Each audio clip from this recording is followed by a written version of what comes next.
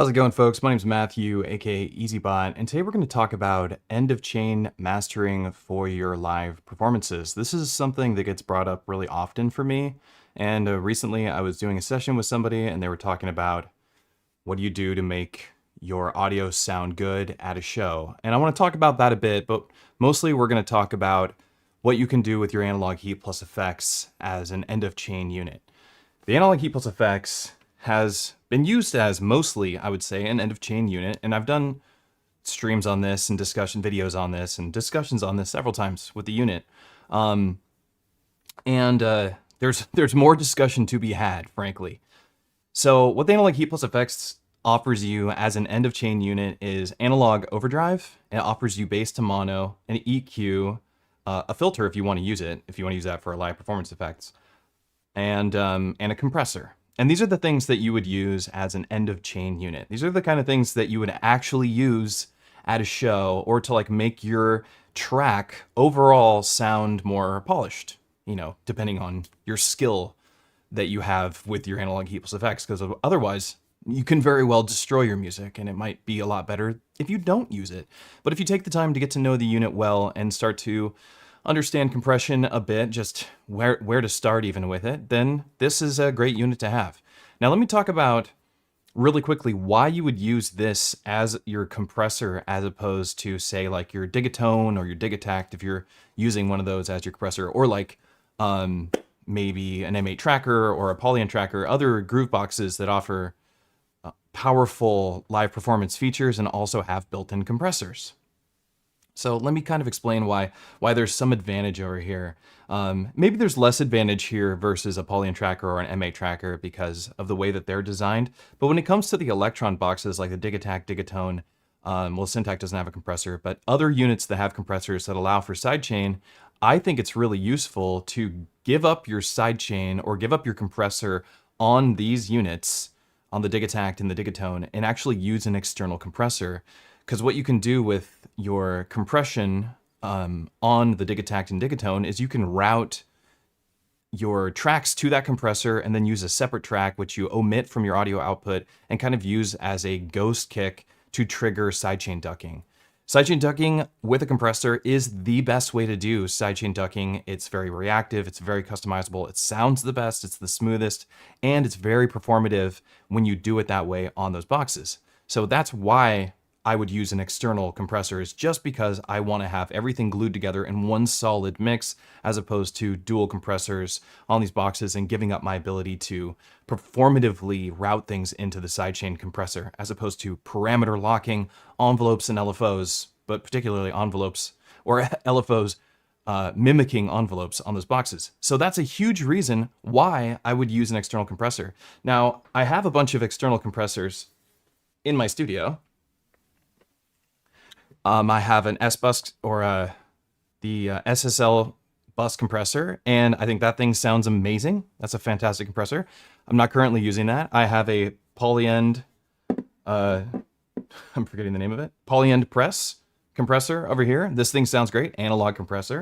And then we have another compressor, Chase Bliss Clean, another fantastic compressor. These are excellent choices for compression for end of chain. Nothing wrong with these units, nothing at all. In fact, they're great. Some of them have different features. I'd say Clean is more experimental than Press. Press is a pretty simple, clean compressor with sidechain and sidechain filtering, stuff that's really useful. However, there's something that you have to keep in mind, and this is the big part here. This is the big reason why your heat+fx might be the ultimate end of chain tool for you, and that is because you can set up your compression, your overdrive, and your EQ, and whatever effects you want to use, or bass to mono if you decide to use that, or warble or something if that's a part of your sound design. You can set that up on a per song basis with analog heat+fx. This is not something that you can do with any other compressor that I have in my studio. And if there's a compressor out there that offers bass to mono, analog saturation or overdrive saturation, as well as an EQ, analog EQ, and a digital compressor, I prefer it to be analog, but a digital compressor, let me know what it is, because I'm curious about it. There is not many units that offer all of that in one take that you can save presets with your EQ setting, with your overdrive setting, with your compressor setting on a per song basis. Now, why is this important? Here's the kicker for people who are new to just music production in general and new to hardware music production as well, is when you want to have something, when you want to have an end of chain mastering kind of suite station, you cannot set up a one-stop shop for end of chain. That's not how it works. I wish it was how it works. That would be fantastic. It would be so easy if I could just dial in the poly-in press and say, all right, that's the compressor, and everything will sound like that with the compressor. The only way that that works is to use the compressor dialed into your preferred compression setting and write all of your music based on that compression setting, which would mean that you write your music with your compressor turned on. Now, this is something that a lot of producers do. This is not a bad workflow. There's lots of great workflows with compressors. What is really great about the method that I'm talking about with the analog heat+fx is you can write your music without a compressor and then go in and set it up later.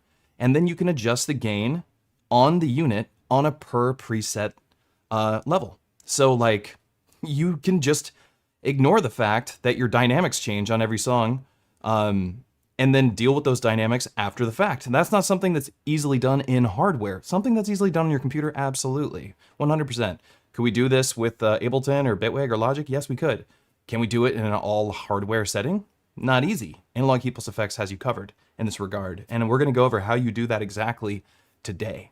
So this is a long intro, but it all had to be said because this is all really important as to why you would even approach this in the first place. So, I mean, what do you even use a compressor for, right? What do you use a compressor for in a live hardware scenario, or what do you use it for in your music in general, right? Especially an end of chain compressor. You're using it to glue in all of your dynamics so everything feels a little bit smoother. Maybe it makes your hats pop a little bit more. Maybe it cleans up your low end a little bit, depending on how you have the attack set up. There's a lot of different things you can do with your compressor to just, you know, make everything feel like it's just a little bit more of a sausage. That way you can turn up the gain on the lower parts of your audio and make it just your music sound louder altogether, but still not technically be louder. That's the point of the compressor. Doing that is a skill that engineers master over years and decades to get good at this. It's definitely a skill to use a compressor, but you can dial it in pretty quickly, even if you're a novice, to something that is usable and tasteful and is not bad. There's just, you know, the skill floor is really high to make it be this perfect thing, right? The reason why we want something, a compressor, that we can dial in on a per song basis is because your dynamics are different for every single song.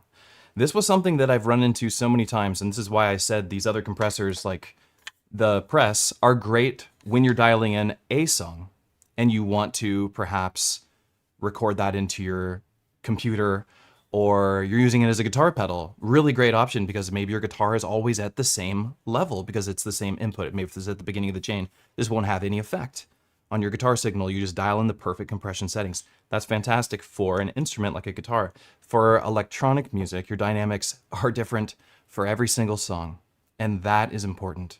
So because your dynamics are different for every song, your same compression settings will not work for every song. Your drive settings on your analog heat+fx will not work for every song. Your bass to mono might work for every song, but those other settings, your EQ settings, will not work for every song.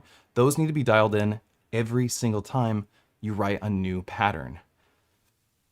So if you didn't know that, and this is news to you, this is really good information for you because it's going to help you a lot with your mix. If you're wondering why it's sounding weird or sounding muddy or whatever scenario you've been running into using your analog heat+fx, you've probably just been having the same settings on every single song.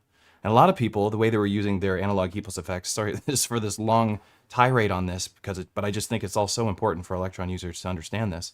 A lot of people, when they're using the Mark I or Mark II with the analog heat, you would set up a really mild, tasteful saturation, and truly its entire purpose was just to take the digital signal, or what we just think of digital. We're thinking of it, it's digital because it's samplers and digital synthesizers like Digatone and in the Octatrack, right? So everything is just zeros and ones, and running it through an analog digital circuit, which is just taking those sharp edges of that signal, since it is zeros and ones, and kind of sending them through the physics of reality and just smoothing off the edges with these analog circuits, and it would warm up your tone, and it really would, and it was effective at that, but it can be much more effective. So let's talk about it.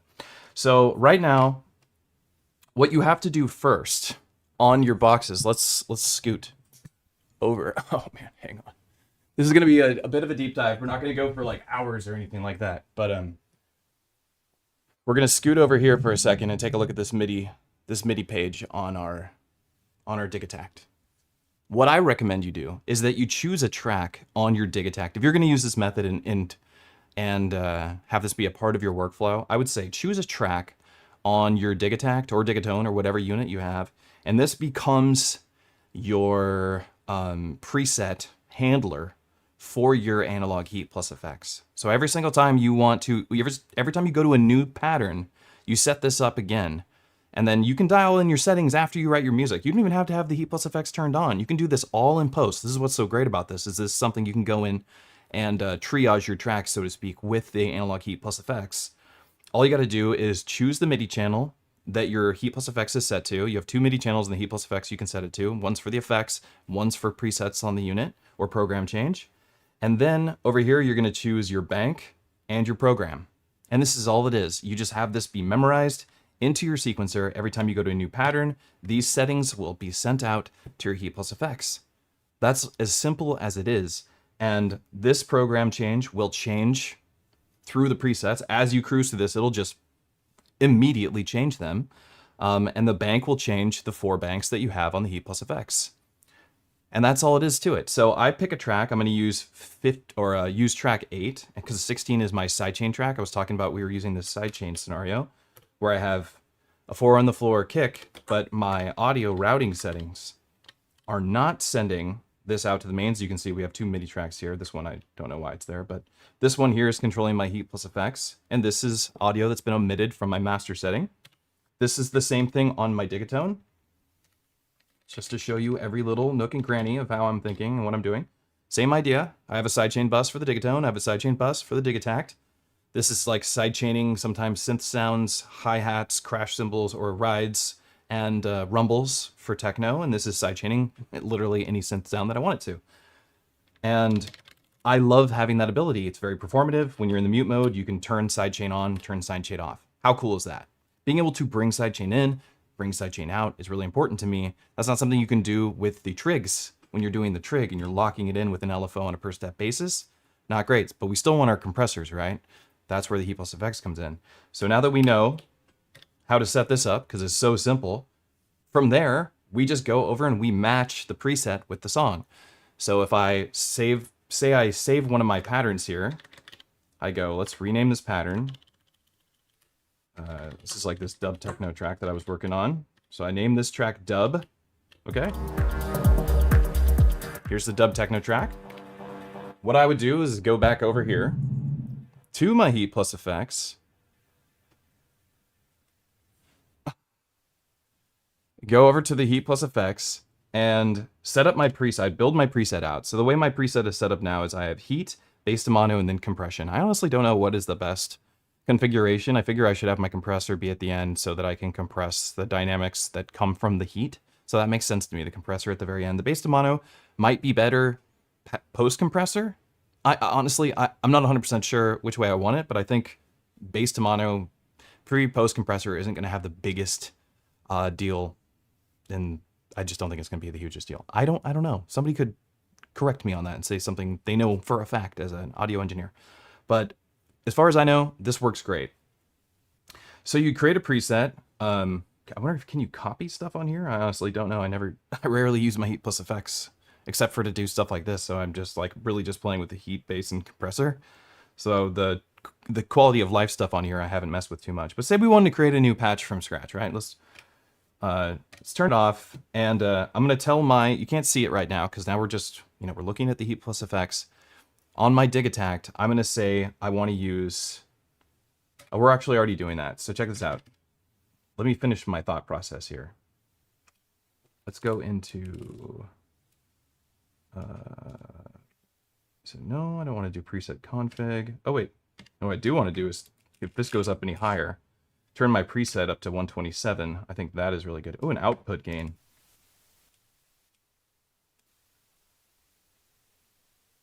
Yeah, that's really nice. Let's pay attention to this, because I always feel like everything is quite quiet on the Electron boxes. So that's pretty useful. Okay, so let's look at the presets. Let's go to the load preset menu.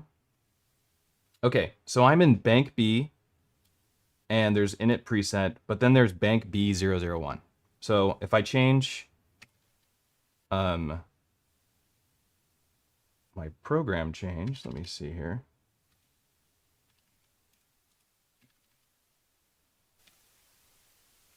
Sorry. Moving a little slow at the moment. Did I change my MIDI config? Channel 15.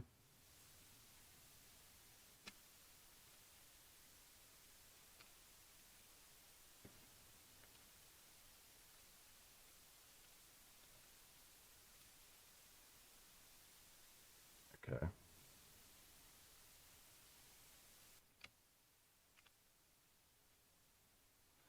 Right now I'm just trying to get my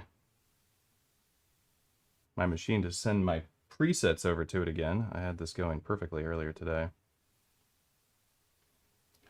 Something I've turned on has changed that. I want to get out of my navigation real quick. Definitely don't want it in analog mode. I do like those settings. Okay, let's save this preset as dub. Settings plus no.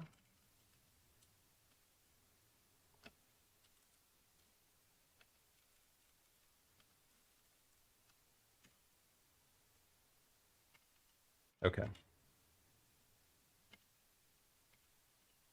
Let's keep that turned on though.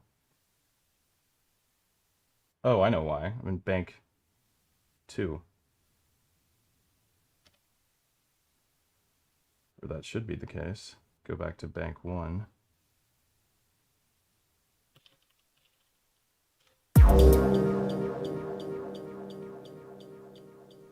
Hang on, I'm dealing with the scenario of setting this all up at the moment.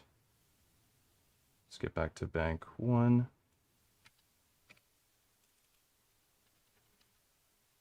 Where is my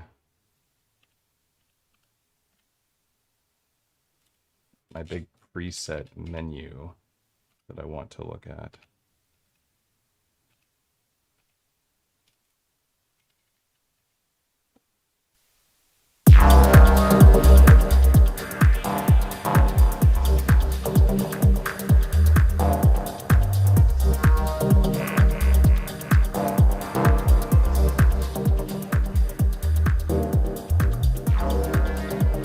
Okay.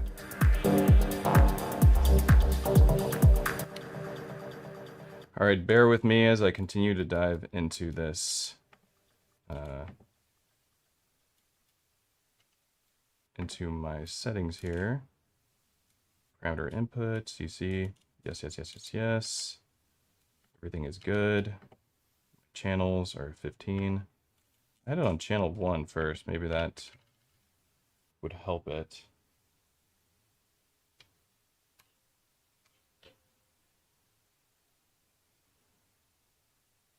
Bank 1, channel 1.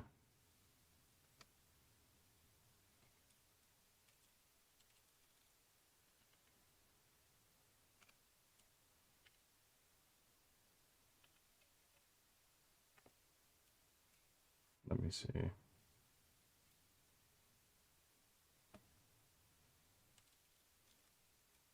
Oh wait, do you just...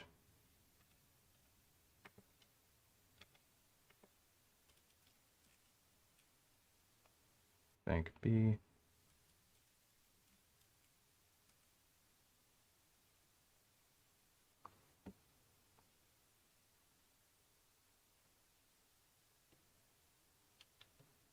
this off for a sec. Oh, there we go. So, for what... Okay, forgive me. I don't know why that took so freaking long for this to start doing it. I am now moving. Let me go to my bank. That was whack. That took a minute. Okay, so now I'm moving through banks. I'm doing this with my encoder. That was an embarrassingly long time. I just want you to see this actually happening in action. So I'm moving this encoder, my program change, and my bank encoder, and they're moving the presets on the analog heat+fx. Okay, this was what I was trying to have it do. I don't know why it wasn't receiving this data. I had to like, I don't know why I wasn't doing that. But we got it doing its thing now. And we'll go back to bank B. All right, program 1.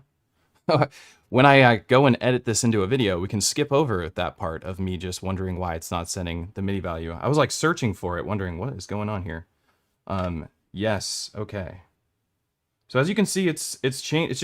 It's just mowing through presets now. There's only 2 presets on here, but it's going through my presets as I move this encoder. Right? This is what we want it to do. So on a per song basis, we can set up the analog heat+fx. So now let's make a preset for this dub techno track really quick. All right. So we're gonna go preset, load preset. We'll go to number 2. Yeah, I don't care if there's anything lost. And now let's make a preset. So I liked having the heat.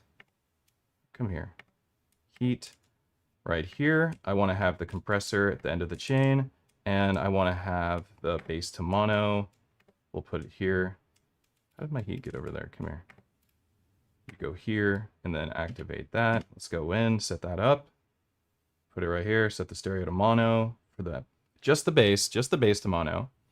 You don't want to mess with these, otherwise you'll actually high pass or low pass your entire mix. So you can actually hear this happening.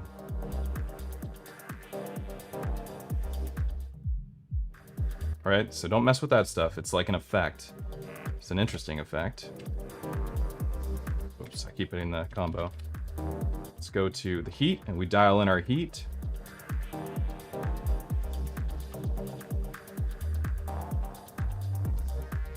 A lot of drive on that.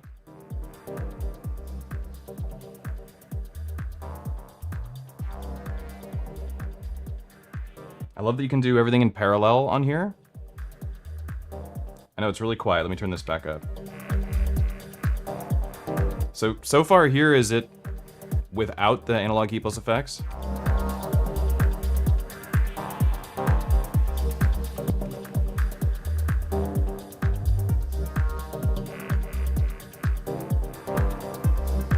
A little louder, so the volume's coming down with the heat. Are you asking if the camera is out of focus?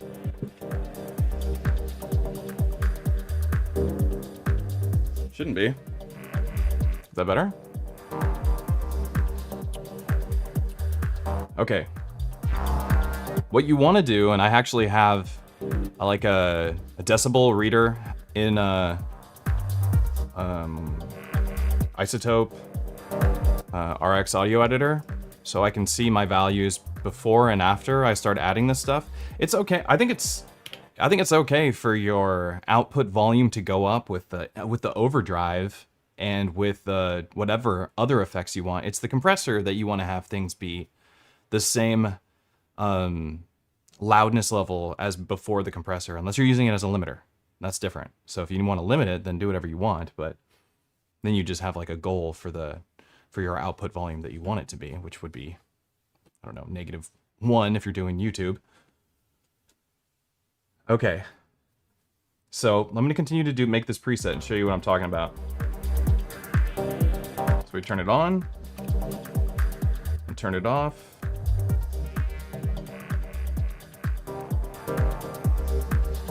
So this is our saturation.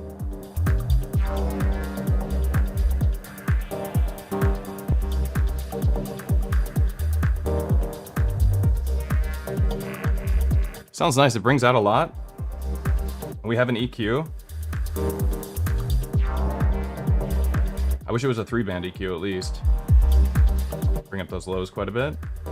We can dial this in just like perfectly to taste. I am using mastering headphones. These are Shure 1540s, extended low end. They actually have as much bass as me having a sub in my studio for my headset. I do have a sub in my studio. Let's find a sweet spot. And now let's go to the next part of the flow. Let's go over to our compressor. You can see it doing a bit of reduction. We got to go to page 2. You can go to page 2 just by hitting effects page 2 as well. It's already got makeup gain on it. So this is why we were hearing that volume difference. We don't want to start with our makeup gain. Okay. Maybe I gave too much drive. I didn't realize there was makeup gain.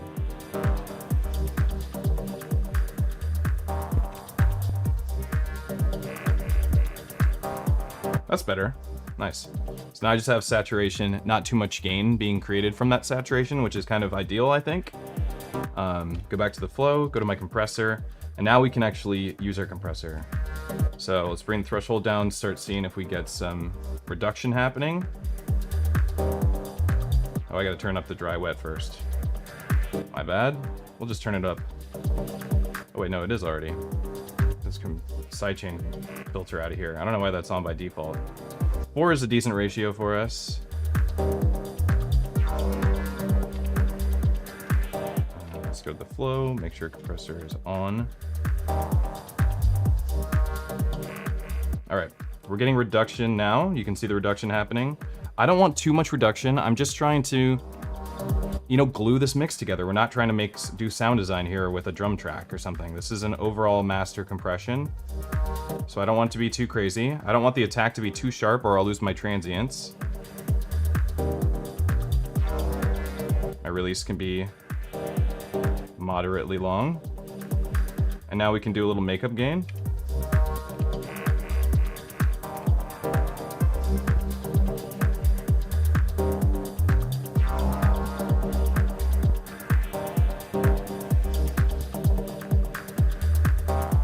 Nice.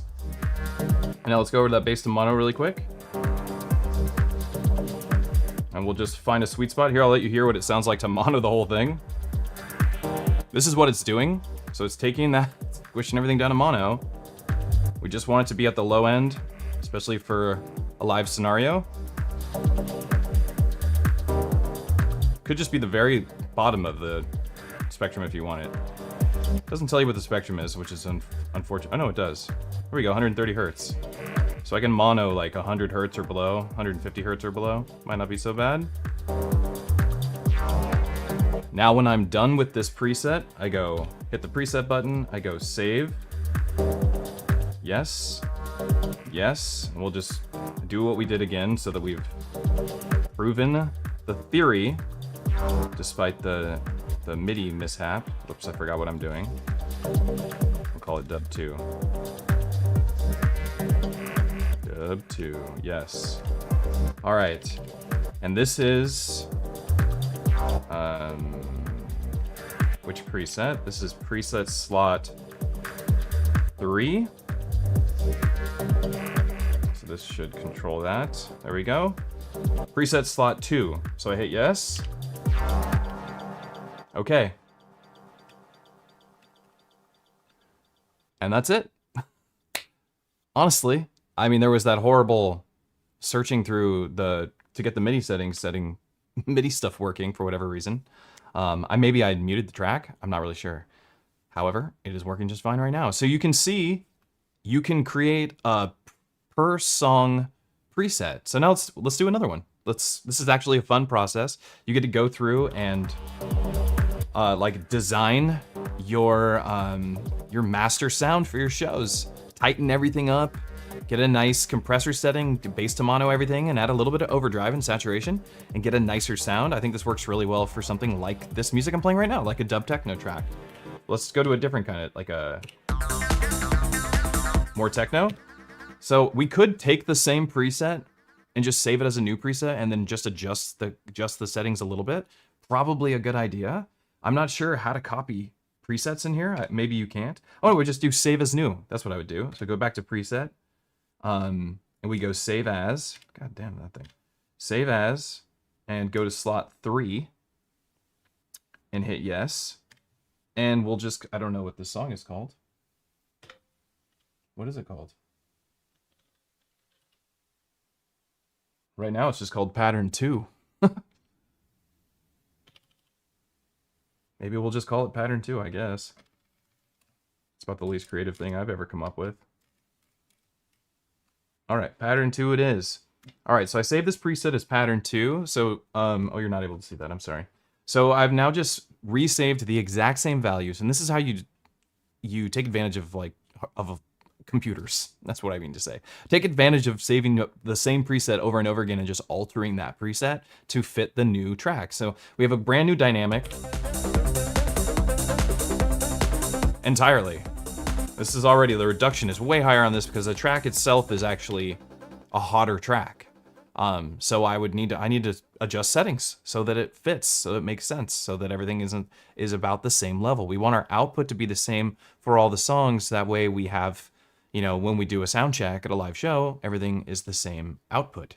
That way we can test any song and it will always be right. That is 100% ideal. That's what you want. It's not what's going to always happen. Trust me, it just isn't with live hardware. Especially if you're playing live hardware shows, like explicitly, and everyone's doing live hardware, everybody's going to have louder or softer songs than you would expect. It just seems to be a part of the gig, but it doesn't have to be for you. You could actually perfect this by using an end of chain unit like the analog heat+fx. So now I'm going to adjust this. We saved it as a new preset. I'm going to adjust it for pattern 2, which means I'm actually going to go back to the original song, and I'm going to steal this preset and copy it.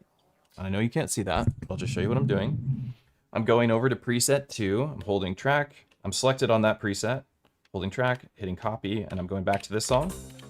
And now I need to deal with the fact that I have music on here and move it to another track. But we're going to go back over here and I'll deal with that without you really quick. Maybe just do a track swap. Or is there even anything on that track? It's a vocal line. Uh-oh. You're going to have to give me a moment while I pick something.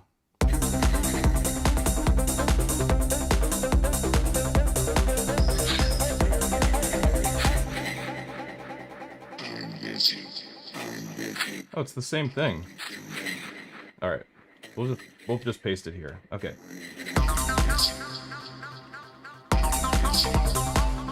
Great. All right, we're gonna have it do program change 3 because that's the one we want. Right, and that should be where we're at. So now we're just gonna adjust this preset to fit this other song.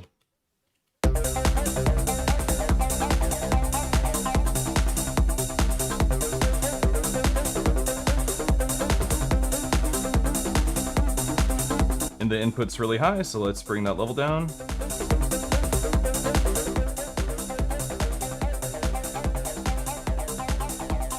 Maybe a little bit less drive on this track, even though I think it sounds good with drive. And we bring the level down and add drive. Make it a little more techno.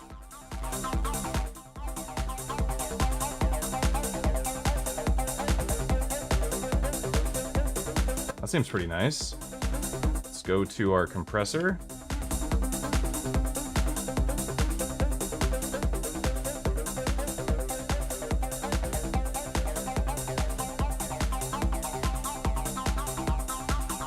Settings are pretty decent for that still.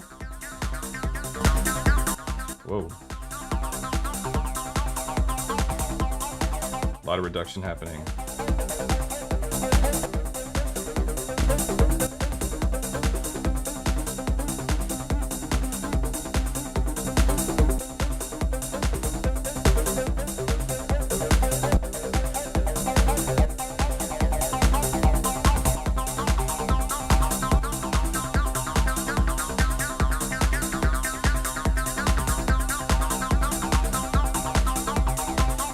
Less compression for this track.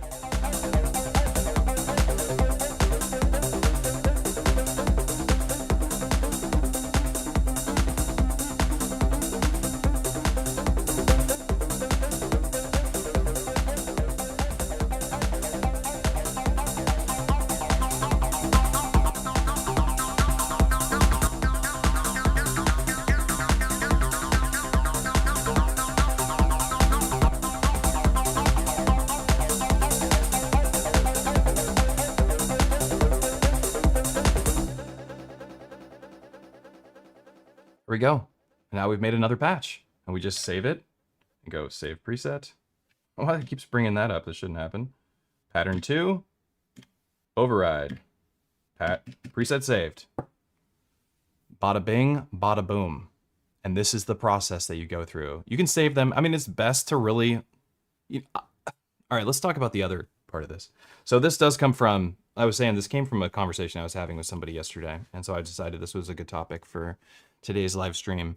Let's talk about how, like, the topic that we were having, the student and I was talking about was, how do you have your mix sound good at a live show? They're talking about how it sounds good at home, and then they go and play at a venue and it sounds not so good, and they play at another venue and it sounds better, or sounds whatever different. And I was talking about how you should treat your tracks on your Electron tracks. And so we can talk about that real quick back over on these machines. Please don't move. Let's bring this down here. Let's bring these into focus. Also, modbang.com. Buy my cables or pay the price, the ultimate price.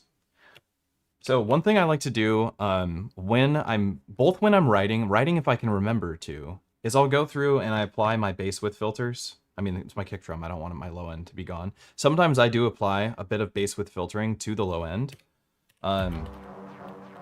Like you'll see that I'll have it on some tracks. Not all. I haven't used these tracks yet, but you can see the tracks that I have used. I've used, you know, multiple bass width filters already as I'm going through and just trying to remove competing frequencies. The low end's where you really have a problem with that. So using your bass width filter as an EQ, as it's kind of, I believe that's what it's intended for, though you can modulate it at audio rate and you can do some cool sound design with it. But using it as your EQ for your track is a really great idea. So you write your music, you can do this at the same time that you write your music, you can do this after you write your music. And then, you know, if you do it after you write your music, you might want to adjust the levels of your tracks as well.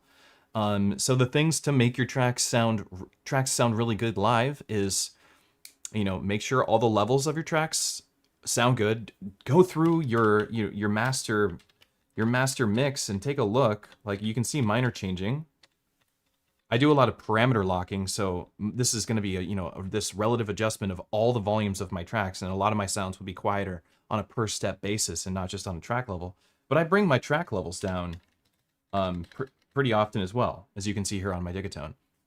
So I'll go through and parameter lock the dynamics of my track, and then I'll adjust the actual track volumes within my master track section here, and I'll find this perfect mix of how the music should be.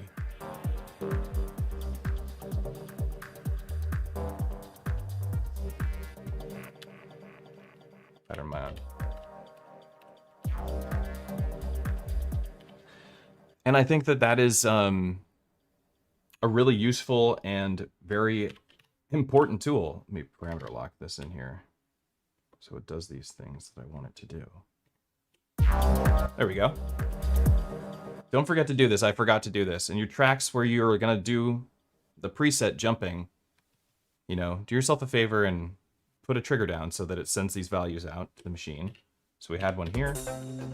We got a trigger down. Just go ahead and lock these in so you can't accidentally bump it and screw it up.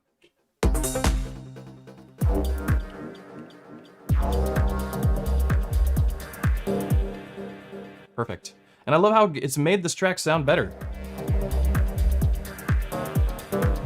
I think it sounds awesome.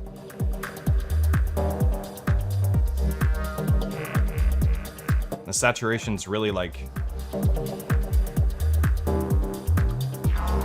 giving the low end quite a bit. A little more than I want, maybe.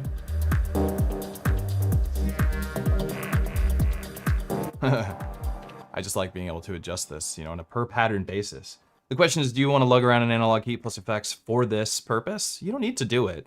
It's just a bonus. I play all the time. Most of the time that I play, I don't do this, right? I don't bring a heat+fx or a master compressor. I used to, the times that I brought a compressor the most often to my shows was to compress my 303 so that it was a super plucky sounding, and also so that when it did those lows, those like sustained parts of the notes, that they would be as loud as the other parts of the track. And that's, you know, most of the time that's how I used my compressor, which is a mono compressor doing that on a mono synth. It sounds great on a mono synth. Compressors on bass. If you want really plucky sounds, use a compressor. That's how you make stuff pluck really hard. You'll learn that if you buy Serum and go listen, check out what's going on in your Serum presets that you like. Check that out. It'll teach you a ton. Okay, so back to making stuff sound nice. Volumes, panning, bass width filter. Those are the 3 tools that you have to do your mixing. And then you have a master compressor, but we're ignoring that because I use the master compressor as a ducking tool only. And you can hear that in the track. Let me get out of here. No sidechain. Sidechain just tightens it up. So I'm not using it as a really powerful effects tool in this particular track. It is over here doing quite a bit to this track.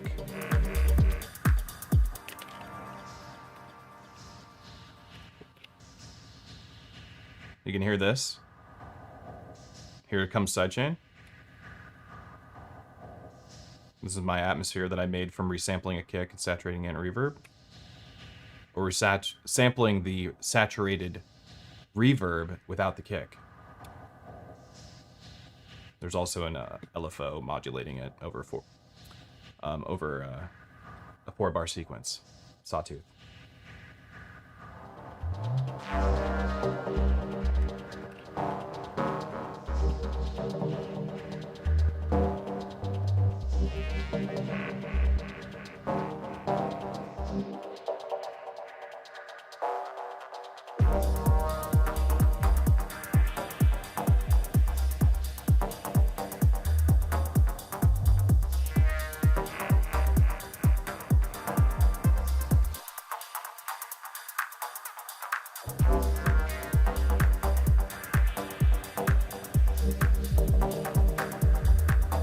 Of course, you have this cool filter over here too. So there's a high pass. On your heat+fx, which you can't see right now.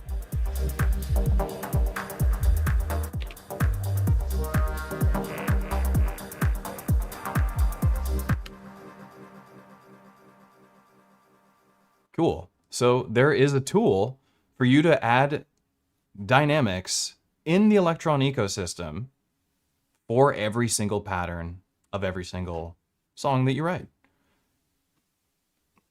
You can do bass to mono, compression, and analog overdrive. You can use the other effects if you want to get weird. If you add a macro controller like a Noidside Drop, E16, EC4, Time Pod, Chic, lots of macro controllers out there. You add a macro controller to analog heat+fx, and you can actually break out the effects from the unit and control those with the pots. And you can get really creative that way.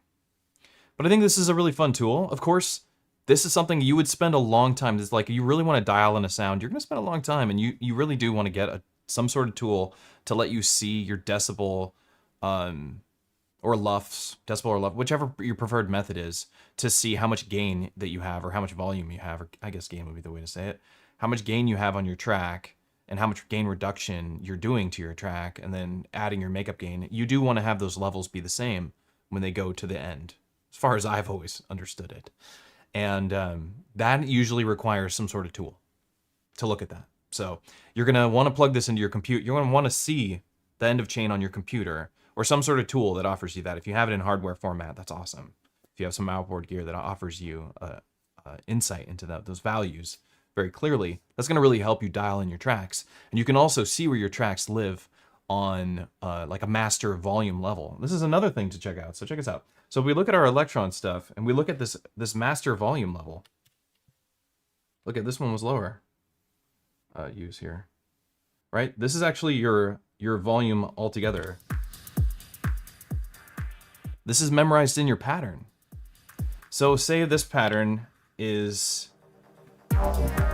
too loud. Maybe this pattern's too loud. I could go here and adjust it.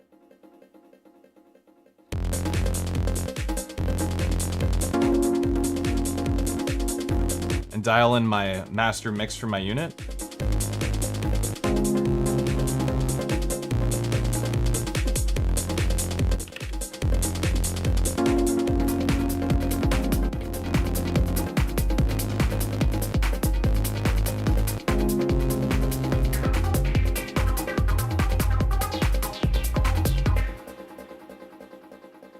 a delay or something happening?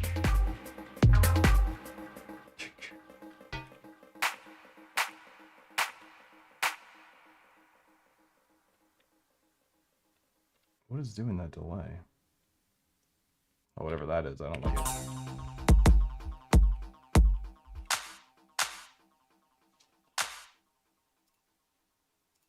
Or am I just hearing it?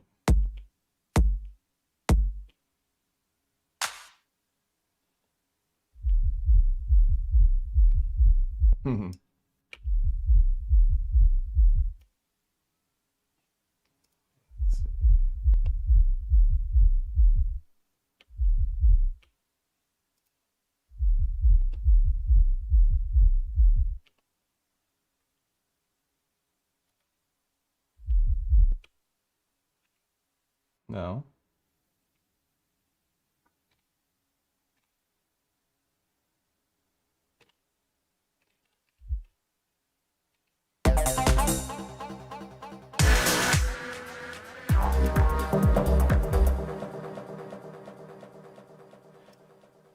Well, now I'm searching for some sort of extra delay that I've added into that. I have like a crazy routing scenario going on here, so maybe I've done something weird with my routing.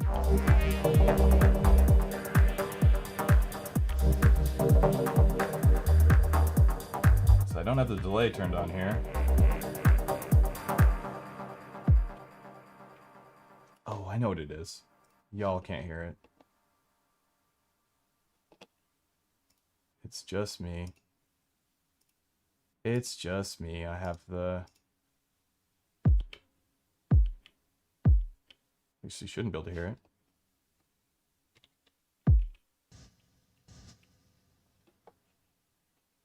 There it is.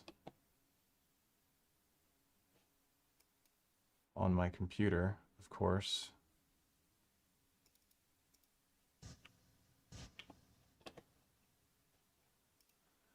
Well, anyhow, what do y'all think about that? While I have you here in the chat, how do you feel about the idea of using your analog heat+fx as your preset jumper for your master effects at your live shows? I think it's pretty useful. It's actually really easy to set up, as I showed you. I mean, I had that one MIDI glitch as it wasn't sending the program changeover for like 5 minutes, which was frustrating and will be removed from this stream. But besides that, it's pretty cool. It's a cool idea, and it's definitely doable. You could pull this off with a couple different units. You wouldn't have to necessarily use the heat+fx. Your advantage with the heat+fx is the bass to mono and the saturation.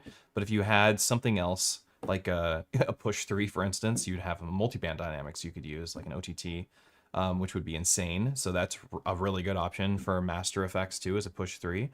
Toneverk is another really great option for a master compressor. That would totally kill it.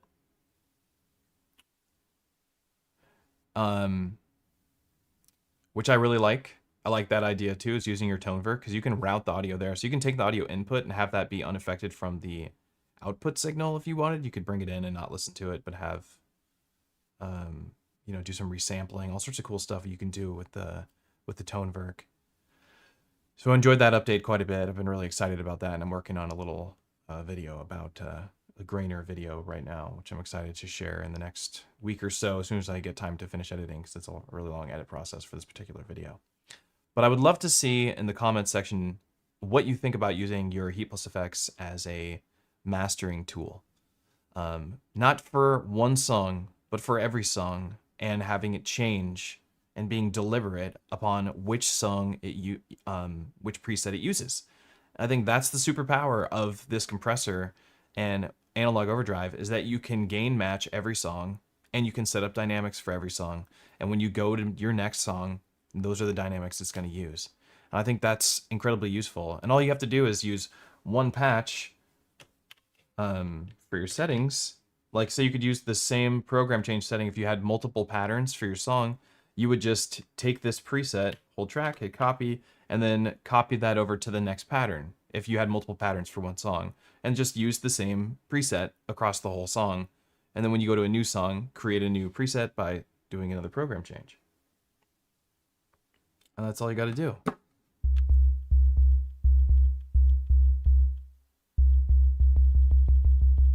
Now I'm playing with these. The defaults. It's awesome. It totally works. And I love it. I love that it totally works.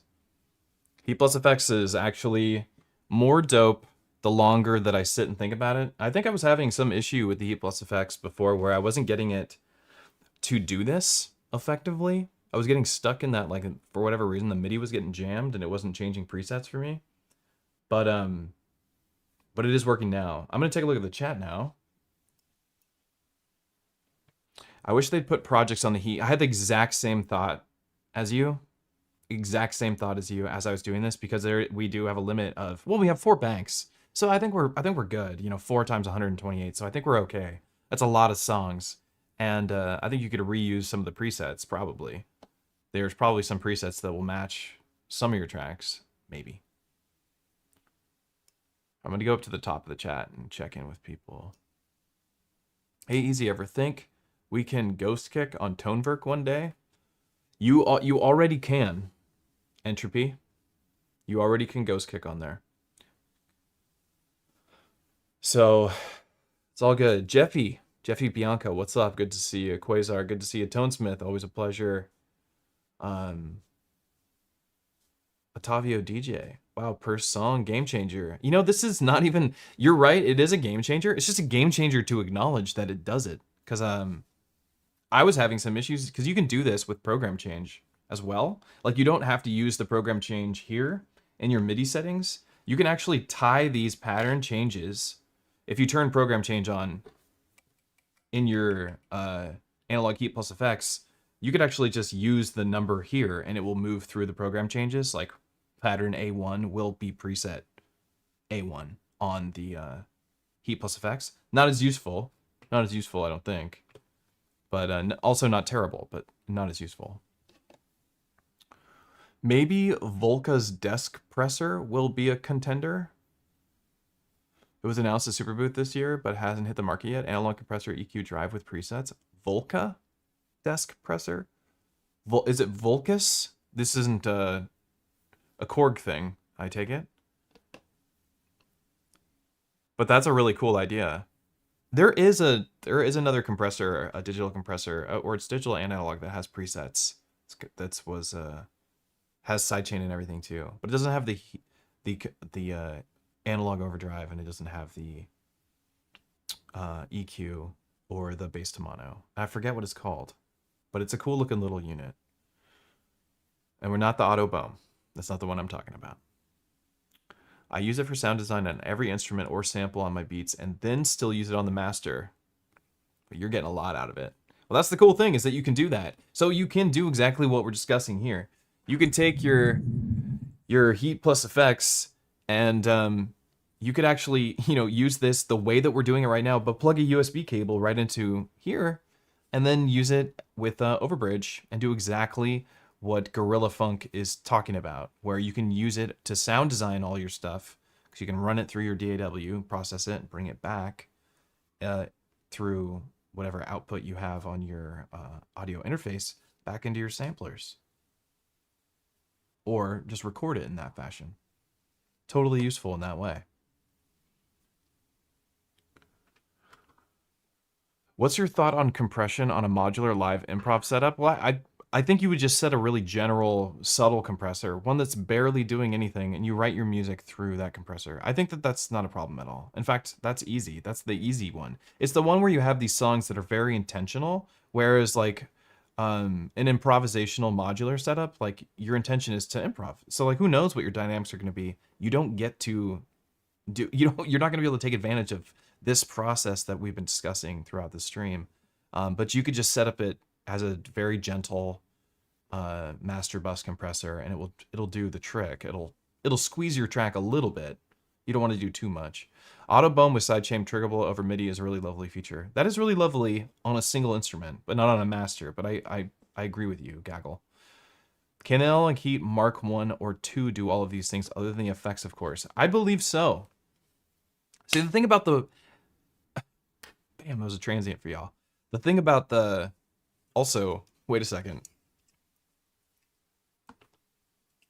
Sponsor me, LaCroix? Still waiting for your sponsorship?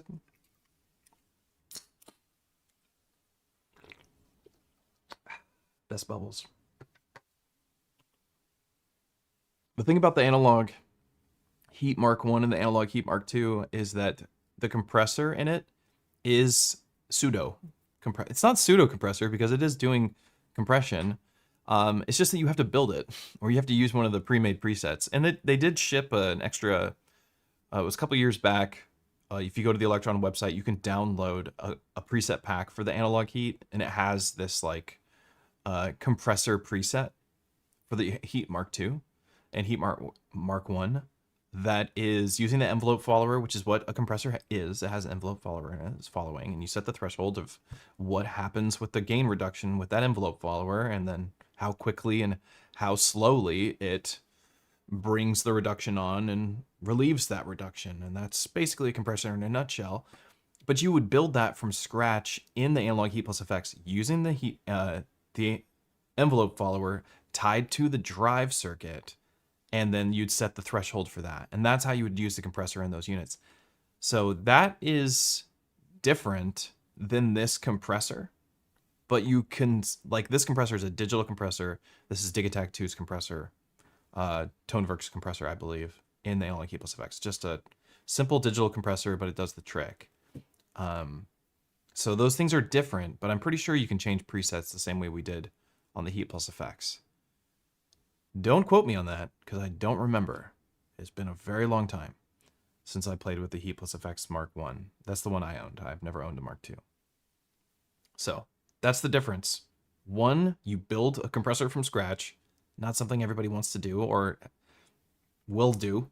And then one of them is just a simple digital compressor where you just set the settings or use one of the presets in the unit. I was here. Nice. I usually have two compressors, one with a slow attack, fast release, and then one with a fast attack at an 80 millisecond release. So Arjun Peterson, that's interesting. That is not something we can do with the heat+fx, but that is interesting. And that is, when I was talking about how there's this level of, this like mastering audio level where people really nerd out hardcore on just the mastering aspect of music, not even the sound design, not the music production, not the songwriting, but just how good it sounds after you've written all that stuff. The level of nerdery that happens there, you can see right here with Arjun's comment. And I mean this in a very positive fashion because I am the biggest nerd on the planet. This is all I do. I nerd out on this, and then I watch quantum mechanics videos and everything technology-wise. I'm just a super nerd. So I love this stuff. I do not do stuff like what Arjun's doing here. I look for a simpler tool like the analog heat+fx to accomplish those goals. But I do some deep mastering work in my DAW when I want to release something. I wonder how close you can get to the heat+fx with the Push 3 standalone edition. The answer is extremely close and much further, I would say. The advantage you're going to find in the analog heat+fx is really, when it comes down to it, if you're going to compare it to the Push 3, which is you're just talking Ableton. Push 3 standalone is just Ableton. Let's just get that out there. So can Ableton beat the analog heat+fx? It can crush it, except for the analog circuits. You'll never be able to compare Ableton with the analog distortion. That's just different. You know what I mean? You shouldn't even try and compare those things. They're just too different. You can achieve some similar sounds, I guess, but like, you only get the analog heat+fx for that analog overdrive. If you're buying it for another reason, I don't know what you're doing. All these other things I'm talking about here, they're just perks of the unit, having these extras. You buy it for the heat. That's what this is for, in my opinion. Party people, James Lemonade Maker, what's going on? I feel like me adding Matt on Discord with some specifics about his kicked off deep dive research. That's very possible. I have been thinking about getting the Rodec Sherman Mini Styler, friend of Chain, but the heat+fx is a close competition. Muffin Top Tech. What kind of technology is the Muffin Top Tech? What is that? I've never heard of the Rodec Sherman Mini Styler. I'd have to look at that. That sounds pretty cool too. I mean, something that's smaller than the heat+fx to do what I'm doing now that I can save on a preset basis with my patterns. What's nice about this is that it's Electron. All of the stands that I use for my gear fit Electron. You know, I understand Electron. I know how to save presets. I know how to use the keyboard on the unit. That's a whole nother thing. It's just learning how to use the keyboard on it. And I know the effects. I know how the effects sound. I know what to do with the compressor, where to find all the settings, all of that. That's the advantage of me using the heat+fx. The advantage of having I would like to have something smaller, preferably. That's really what I want. What I really want, honestly, the analog overdrive I think is really great. But do I need it? I don't think I need it. I think I like it, but I don't think I need it. What I think I need the most is that bass to mono is a really nice feature to have, and the compressor on a per song basis. That's what I like the most. I just really like the subtle compression to my tracks just to make them pop a little bit more. I like that being remembered into every song that I go into, for every pattern on a master level. So it's considering my drums and it's considering my melody. And that's something I could do on an Octatrack, but the compressor on the Octatrack is just old. So old.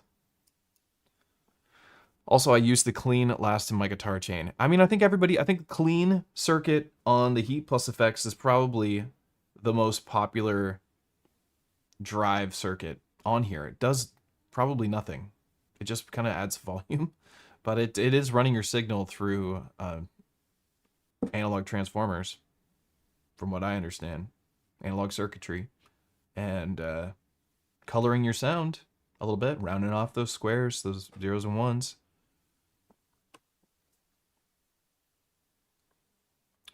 The analog heat+fx got stereo channels placement vertical, so it looks like only 2 cables going in instead of actually 4. Yes, it is 4 cables going in there.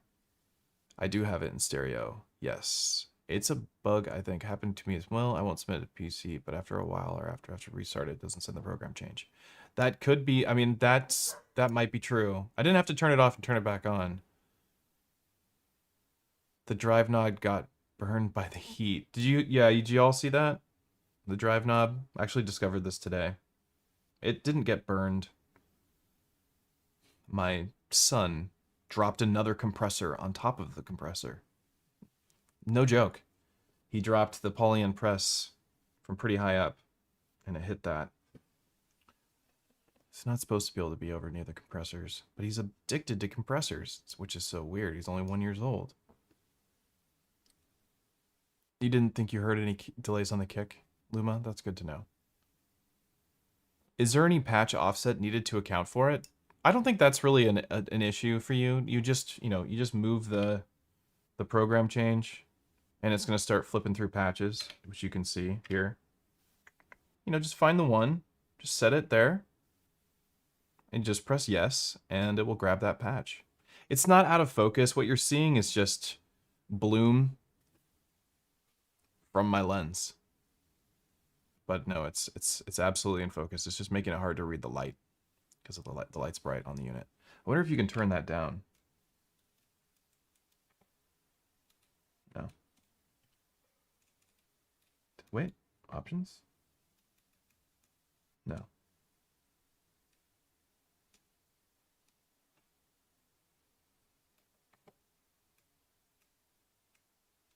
I haven't messed with this effects page order. I don't really know what that means. What happens if I do alpha? Does alpha have some rules about it or something? No.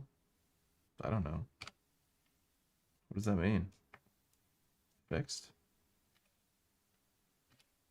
Flow.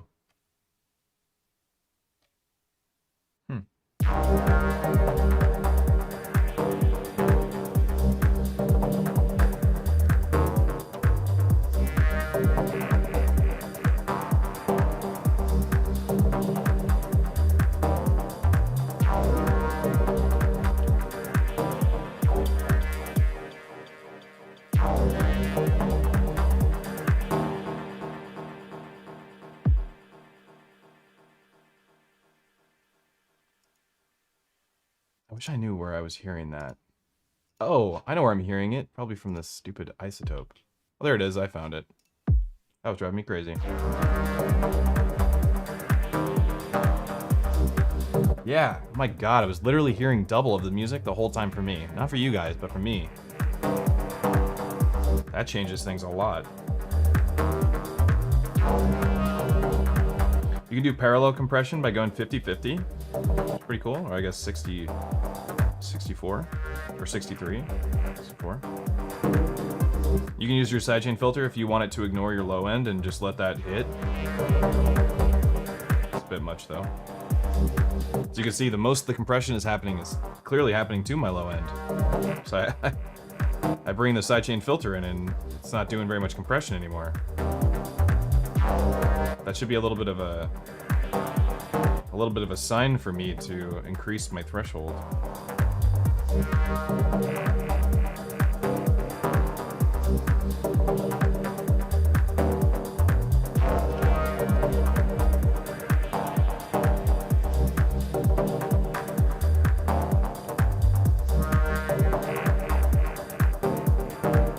So let's see if we can hear the difference between this with everything being set up. Someone explaining to me how it works right now? Alphabet, maybe? That would make sense. Alpha might be alphabetic. That's a pretty good guess. What are you nerds talking about? Alpha orders the effect pages displayed alphabetical. That, I don't want fake news. Rather than the default being ordered. Well, I don't know everything about every product, that's for sure, because I'm getting taught right now by Northwest EI Bowl. I don't know if it's Northwest. My bad. But let's listen to how this sounds. So I've done drive, we've done bass to mono, we've done compression, and I've matched the level of the volume level. They're about the same loudness, but one of them should sound more full. So here's without analog heat+fx. All right.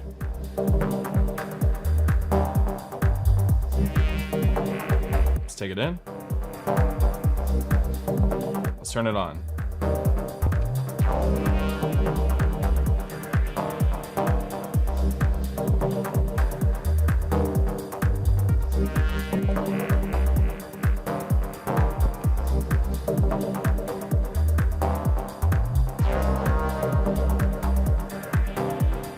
I think my compressor is eating a little bit of my kick, the low end of my kick. Let's deal with that really quick. One more attack.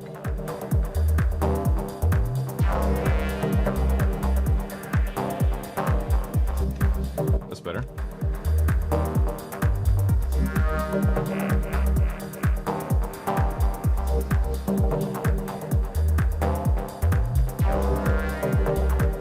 We have this EQ. Hang on a sec. I think adding a little bit of the high end back, because we're getting some reduction, right? That sounds really nice.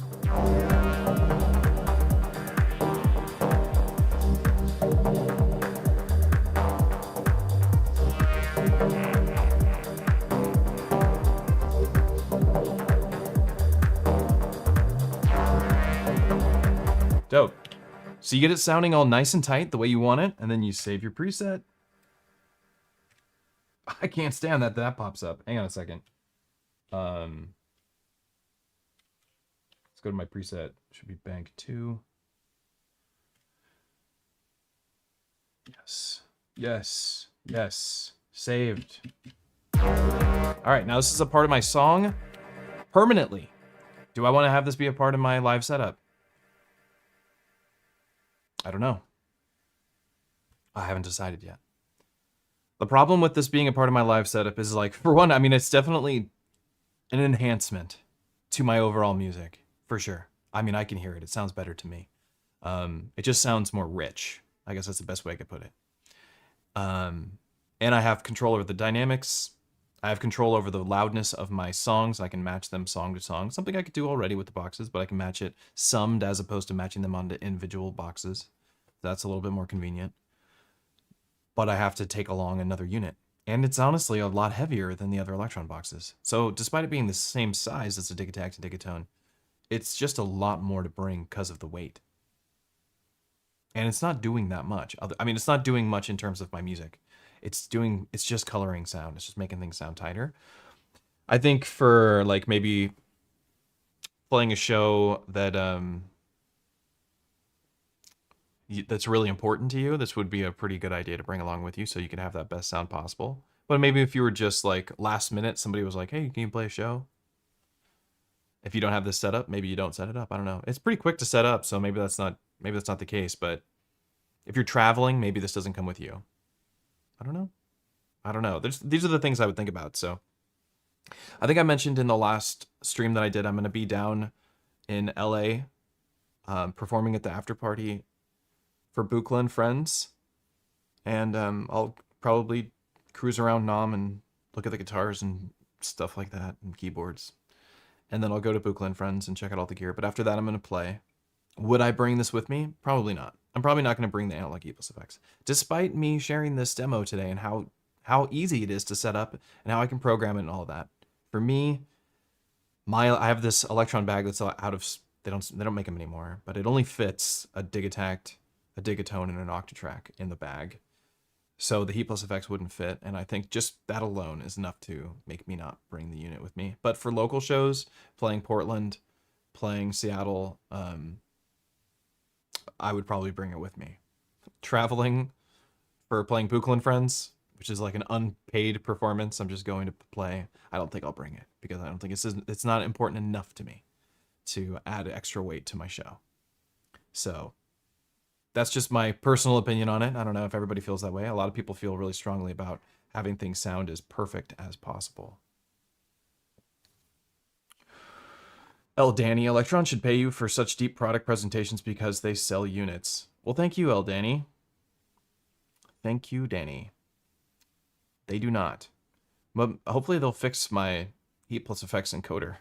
Maybe they'll do that for free. That would be cool. Artificious intelligence. I dig the way your music ducks your voice. How do you mix the music output with your mic and make it duck like that? I do that in OBS. It's actually really easy. It's a sidechain compressor, and I have a compressor on the music that is, the mix is at 0, but the sidechain still functions, and so it just ducks based on a threshold that I set for my voice. Very useful for live streaming, something I do on videos, but I do it much more subtly in video recordings. I hear it mostly on the low, mids, and lows. Feels tighter and louder. Thank you, Tonesmith. That is it. I mean, that's the idea. That's what I wanted. I mean, it's dub techno, so the lows are kind of like where the song lives. Dang, you're really going all in on Electron. I mean, for a long time now. That's definitely no secret. I'm an Electron nerd, there's no doubt. It is my favorite gear that I own, without a doubt. That and my M8. My M8 tracker is on the same level as my Electron gear. 100%. But I would say for this channel, it's 75% Electron. We dive into modular now and then. Got some modular stuff I'm going to be doing before the month ends, and more modular in January that I have planned. But yeah, if anybody has any more questions or thoughts on a dog hair on me, on the heat+fx as a mastering unit on a per song basis, put them in the comments below and I'll answer them. Maybe we'll just go over this one more time very quickly for people just tuned in. Here's what we're doing. We got the analog heat+fx. We got hairs on it from animals. I have a white dog. Analog heat+fx. It is set up. Let's go to our MIDI settings. Our MIDI settings, I have it receiving clock. I have it receiving program change, which I actually don't need it to receive, because I don't want it to receive song program change. I wonder if that will have any effect on it. Let's find out really quick.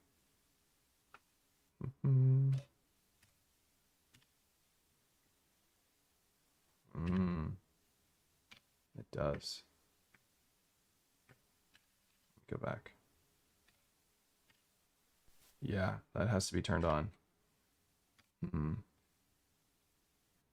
Very, very interesting. Well, here's something to think about. All right, here's a gotcha.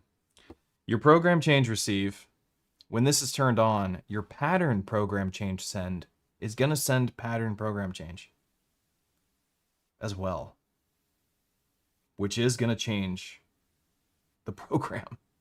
So you're definitely going to want to lock in a MIDI channel and lock the node in so that it will override that setting. Or alternatively, here's what I would do. Actually, I think this is probably the best answer to this scenario is if you had multiple units, like for instance, a digatone. My digatone has its own output. The way your MIDI through and MIDI out work is your MIDI out is exclusive to the unit. This has nothing to do with the data that this is receiving. Although the MIDI out is going to get the clock from this other unit because this digitact is sending clock to this unit. So yes, that clock will go out, but that's just because this is listening to that clock, but it's not passing the clock. This is hearing the clock, setting its own clock, and sending that clock out, right?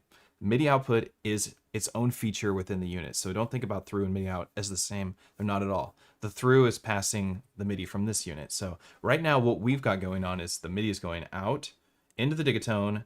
The through is going out to my octatrack, and then my octatrack's through is going out to my analog heat+fx. An alternative option to not deal with this program change scenario that you may run into where the program change from your pattern change and the program change from your MIDI preset that you have here colliding with each other is what you would do is you would actually use the MIDI out on a unit separately. So for my digatone, maybe I use track 8 and we set track 8 to be a MIDI track. Let me see, do I have music on here? Okay, so I'd set this to a MIDI track. Let's just do it together. We got time. Turn this channel on. What was it? Channel 1 is what I'm using right now. Bank 2, program change 3, put a trigger down, and that trigger is gonna trigger those values. I can lock it in if I don't want them to get bumped in any way, so it can, 100% do that thing. And then take my MIDI through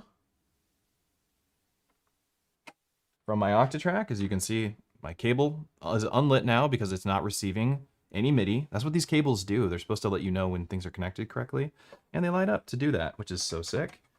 Plug this in here, get my MIDI out going.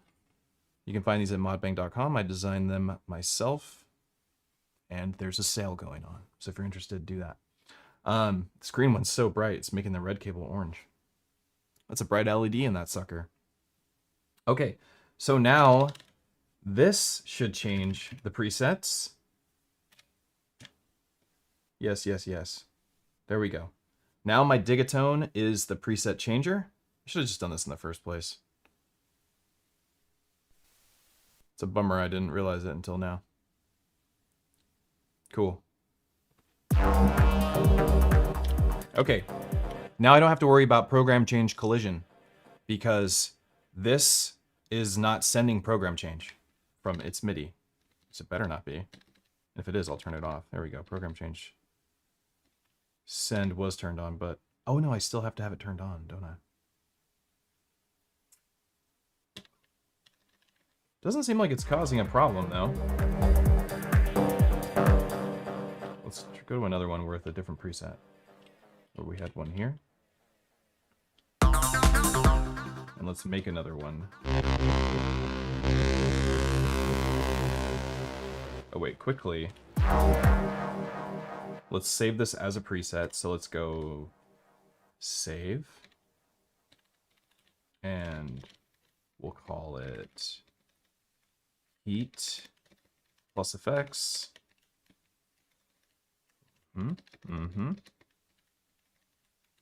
Yep. And it's sound effects, I guess. Sure. Save. Okay, so now we have a MIDI preset. We can always recall this anytime we want. I want to do a little test. So pattern 2 should have its own. You can actually load this preset now. Where was it? In bank B. I think so, probably. There it is. So I've loaded the preset. Put a trigger down. The preset does the program change. I should have saved the preset without a program change in there, but I guess it doesn't matter. We want this to be program change 4. Let's take a look. Oh no, it's supposed to go to pattern 2, so maybe it's program change 3. There we go. Program change 3. Okay, let's go back to our dub techno pattern. This should be program change 2. Dub 2. See it changing and doing what I'm telling it to do? This is the superpower here. Okay, and now let's go here. Yes!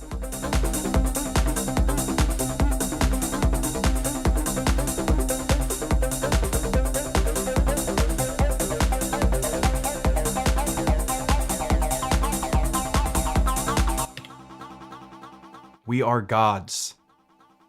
This is exactly what I wanted to do. So the program change collision is not an issue. Just lock it into your step sequencer and it will override whatever pattern program change was coming. Probably didn't even need to switch to a different machine, but pretty dope to have it work out exactly as we want. That was a quick version of the demo. I'm recording this. Isn't that great?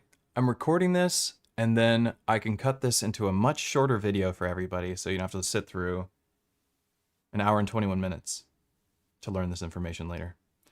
And I will. I'll cut this into a simple video so you can see how this functions, and hopefully you'll be able to see the screen a little bit better. Doesn't seem to matter what I do with it.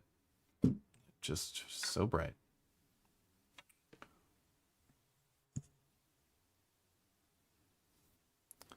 Cool.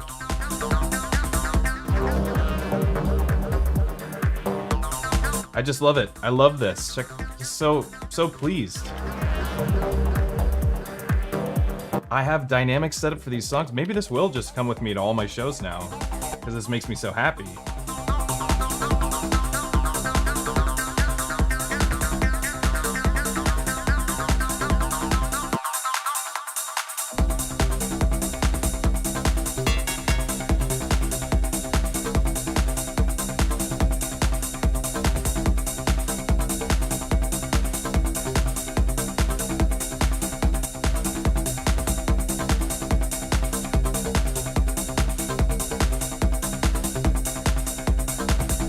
Get in there, buddy.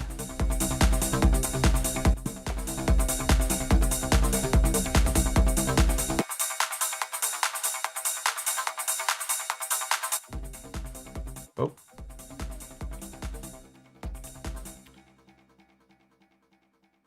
What happened to that massive amount of gain?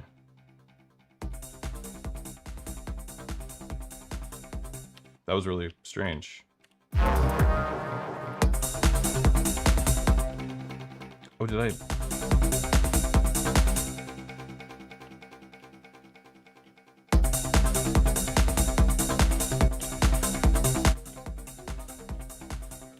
Why does that? Wait, no. What's happening here? Oh, wait. Why would that mute? Change the volume.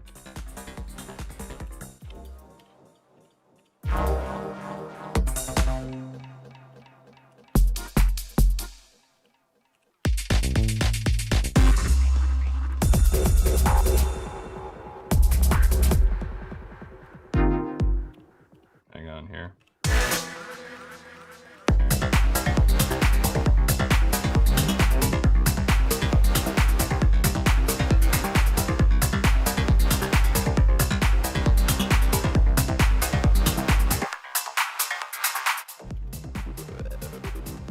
That's so strange.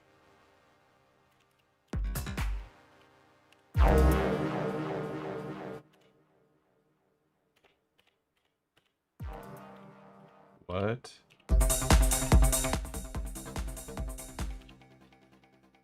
What is this mute doing? Is this... What are you doing? Let's see if we can figure it out. MIDI config, sync, transport send. Well, we don't need that. Clock send, sure.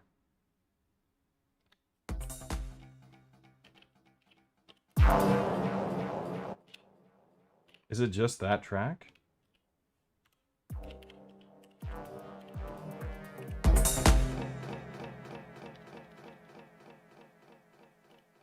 Yeah. That doesn't do anything. Unmuting track 1. Is it turning this off? It's turning the level all the way down. That's what's happening. Oh my god.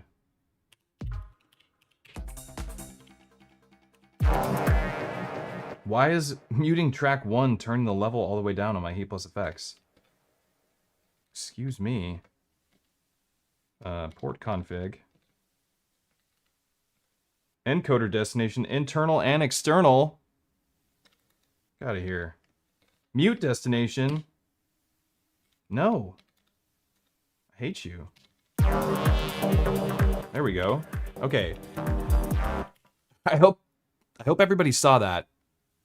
If you're gonna do this process, we just figured out why it was muting. So the mute message controls the level of your drive circuit or of your drive section on your heat+fx on MIDI channel, whatever the main MIDI channel is. If it mutes, it's gonna mute this. Literally mute the level. Super weird. So what you do to mitigate that is you go to your MIDI config, port config, and go down and turn your mute destination. I'm not sure which one it was, whether it's the encoder destination or the mute destination. Set them to internal only so that it doesn't send those values over here. Saw it and reported. You don't need to report it. I figured it out. Nothing to report. We're good.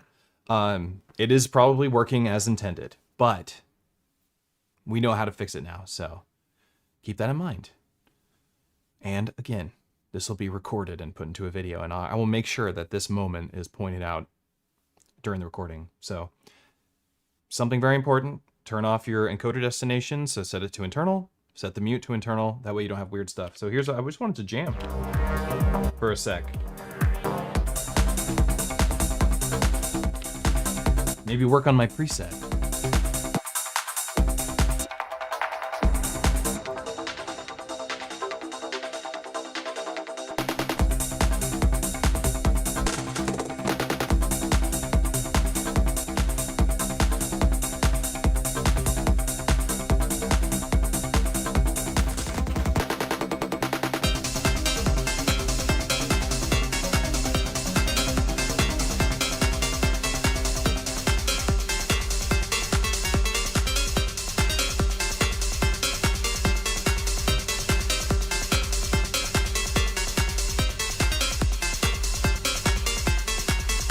What is this? Get out of here.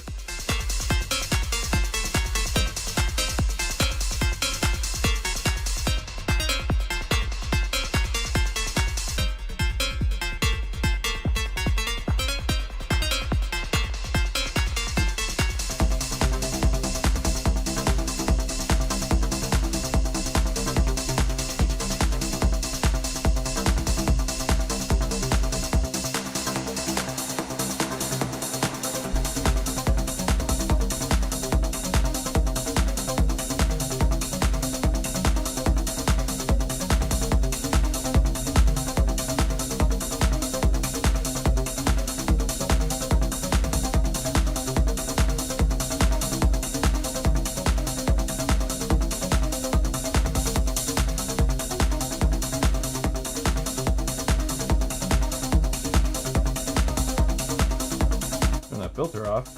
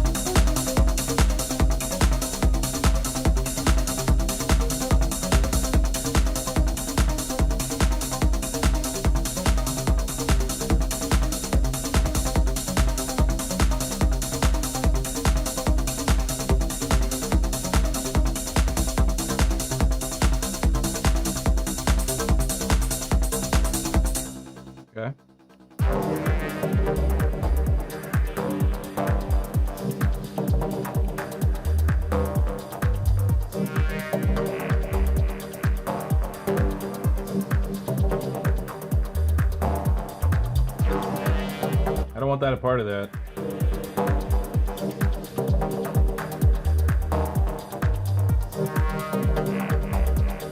Compressor is a little bit too strong.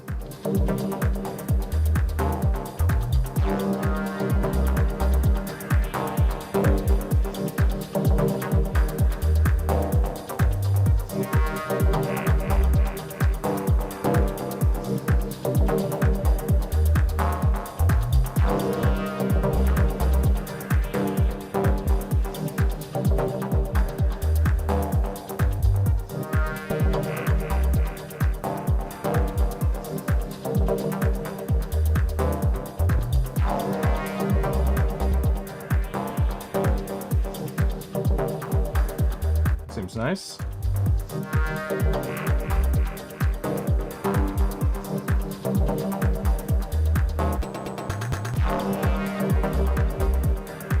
You don't usually use those glitchy effects like that on a dub techno. No rules to electronic music, but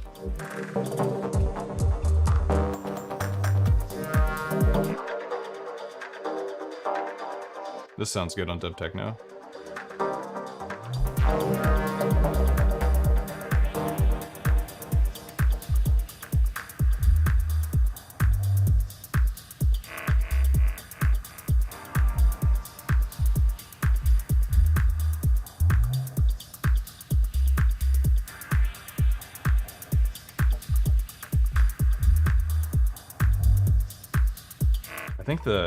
I think something I need to adjust on here is my input sensitivity is, yeah, it was distorting a little bit. The problem with this is that it's so quiet.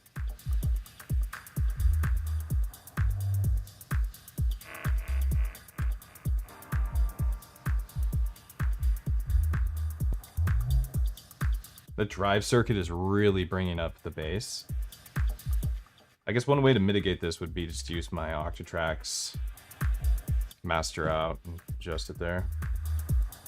Still need to look at the input sensitivity while we're doing this.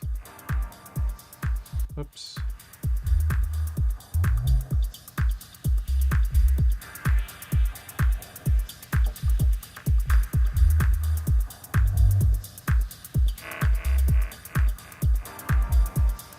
Might be a little high.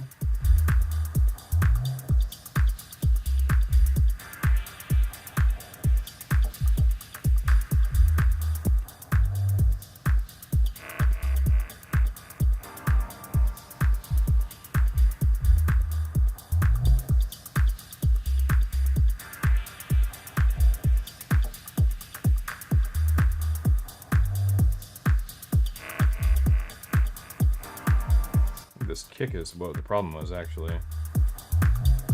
The secondary kick. It's a little too hot on the low end.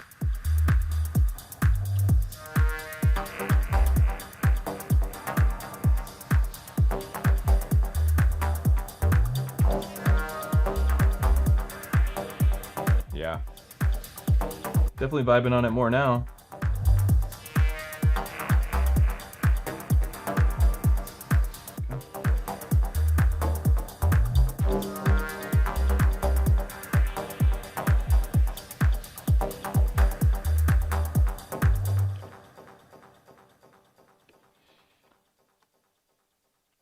Cool.